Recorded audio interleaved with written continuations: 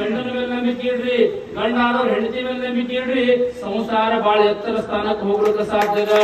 ನಂಬಿಕೆ ಇದ್ರೆ ಮಾತ್ರ ನಂಬಿ ಕರೆದಡೆ ಶಿವ ಓ ಎಂಬ ಶಿವನ್ ಅಂತ ಹೇಳ್ತಾರ. ನಂಬಿ ಕರೀರಿ, ಭಗವಂತನೇ ಬಂದು ನಿಮ್ಮ ಮನೆಯಾಗ ಕೆಲಸ ಮಾಡ್ತಾನೆ.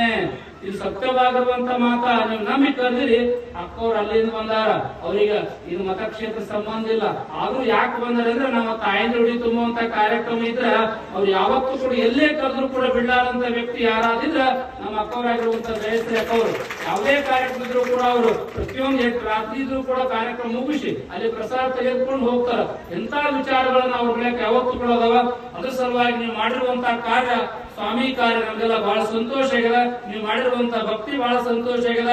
ಸಣ್ಣ ಉಳಿದ್ರು ಕೂಡ ಆ ದಿವಸ ನೀವು ಮಾಡಿರುವಂತಹ ಕಾರ್ಯ ಇಷ್ಟು ಒಳ್ಳೆ ಕಾರ್ಯ ಮಾಡಿದ್ರೆ ಜಗದ್ಗುರು ಮಹಾಸಂಘ ರಟಪಲ್ಲಕ್ಕಿ ಮಹೋತ್ಸವದೊಳಗೆ ಇಷ್ಟು ಸೇವೆ ಮಾಡಿರ್ತಂದ್ರ ಈ ಊರಿಗೆ ಮುಂದೆಂದೂ ಕೂಡ ಏನು ಕಡಿಮೆ ಬಿಡಂಗಿಲ್ಲ. ಈ ಊರೊಳಗೆ ಬಂಗಾರ ಹೊಳೆ ಹರದೇ ಹರದ ಮಾತನ್ನ ಈ ಸಂದರ್ಭದಿಂದ ತಿಳಿಸಿ ಈ ಸಮಾರಂಭಕ್ಕೆ ಆಗಮಿಸಿರುವಂತಹ ತಮ್ಮೆಲ್ಲರಿಗೆ ಪರಮದಾಳು ಪಾರ್ವತಿ ಪರಮೇಶ್ವರರು, ಮಳೇಂದ್ರ ಶಿವಾಚಾರ್ಯರು, ಭಾಗವತಿ ತಾಯಿ ನಿಮಗೆ ಆಯುಷ್ಯ ಕೊಡಲಿ, ಆರೋಗ್ಯಪಟ್ಟು ಕಾಪಾಡುವ ಮಾತನ್ನ ತಿಳಿಸಿ ವಿಶೇಷವಾಗಿ 11 ದಿವಸ ಪರ್ಯಂತರವಾಗಿ ನಮ್ಮ ಶಾಸ್ತ್ರೀಜರು 11 ದಿವಸ ಪರ್ಯಂತರವಾಗಿ ನಮ್ಮ